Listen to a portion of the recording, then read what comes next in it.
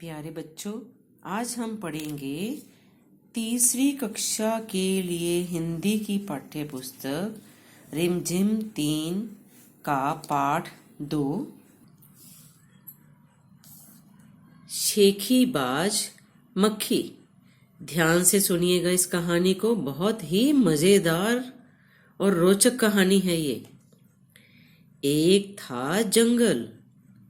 उस जंगल में एक शेर भोजन करके आराम कर रहा था। ये देखिए, इस चित्र में दिखाया गया है, शेर है और वो आराम कर रहा है। इतने में एक मक्खी उड़ती उड़ती वहां आ पहुंची।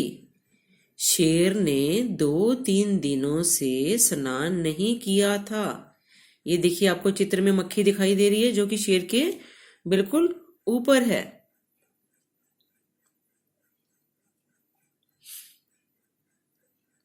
इसलिए मक्खी शेर के कान के एकदम पास भिन भिन भिन करने लगी।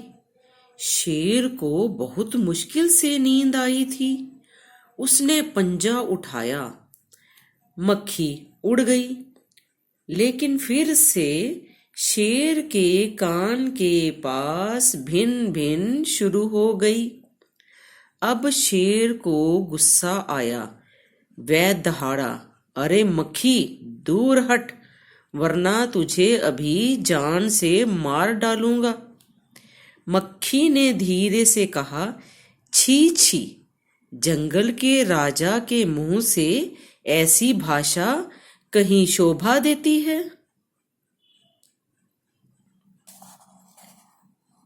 शेर का गुस्सा बढ़ गया। उसने कहा, एक तो मुझे सोने नहीं देती, ऊपर से मेरे सामने जवाब देती है। चुप हो जा, वरना अभी। मक्खी बोली, वरना क्या कर लोगे? मैं क्या तुमसे डर जाऊंगी? मैं तो तुमसे भी लड़ सकती हूँ। हिम्मत हो तो आ जाओ। ये देखिए चित्र में किस प्रकार शेर और मक्खी आमने सामने हैं। फिर क्या था, शेर आग बबूला हो उठा। उसने कान के पास पंजा मारा। मक्खी तो उड़ गई, पर कान जरा छिल गया। मक्खी उड़कर शेर की नाक पर बैठी तो उसने मक्खी को फिर पंजा मारा। मक्खी उड़ गई। अब की बार शेर की नाक छिल गई। मक्खी कभी शेर के माथे पर बैठती, कभी गाल पर, तो कभी गर्दन पर। आप भी बच्चों देखते होंगे, कई बार जो मक्खी है जब आपके पीछे पड़ जाती है और आप उड़ाने का प्रयत्न करते हैं तो वो कैसे बार बार आपको परेशान करती है। उसी प्रकार वो शेर को भी परेशान कर रही थी। शेर पंजा मारता जाता और खुद को घायल करता जाता। मक्खी तो फट से उड़ जाती। अंत में शेर ऊब गया, थक गया। वह बोला, मक्खी बहन, अब मुझे छोड़ो, मैं हारा और तुम जीती, बस। मक्खी घमंड में चूर होकर उड़ती उड़ती आगे बढ़ी। सामने एक हाथी मिला। मक्खी ने कहा, अरे हाथी, मुझे प्रणाम कर। मैंने जंगल के राजा शेर को हराया है, इसलिए जंगल में अब मेरा राज चलेगा। हाथी ने सोचा, इस पागल मक्खी से बहस करने में समय कौन बर्बाद करे। हाथी ने सूंड ऊपर उठाकर मक्खी को प्रणाम किया और आगे बढ़ गया। सामने से आ रही लोमड़ी ने यह सब देखा।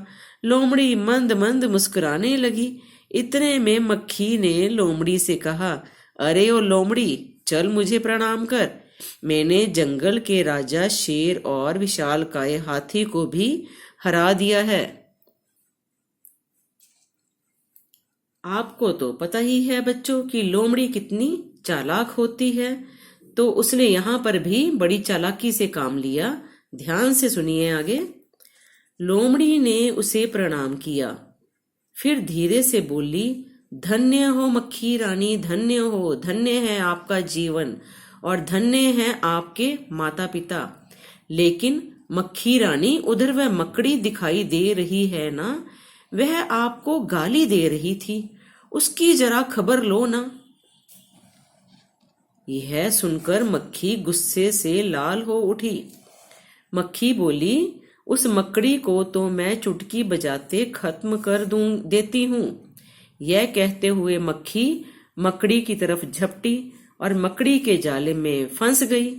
मक्खी जाले से छूटने की ज्यों-ज्यों कोशिश करती गई, त्यों-त्यों और भी अधिक फंसती गई। अंत में वह थक गई, हार गई। यह देखकर लोमड़ी मंद मंद मुस्कुराती हुई वहां से चलती बनी। देखा ना, तो थी ना मजेदार कहानी, किस तरह से लोमड़ी ने अपनी चालाकी से उस मक्खी को, जिसे घमंड हो गया था, उसको मकड़ी के जाल में फंसा दिया। इस कहानी को लिखने वाले हैं योगेश जोशी जी।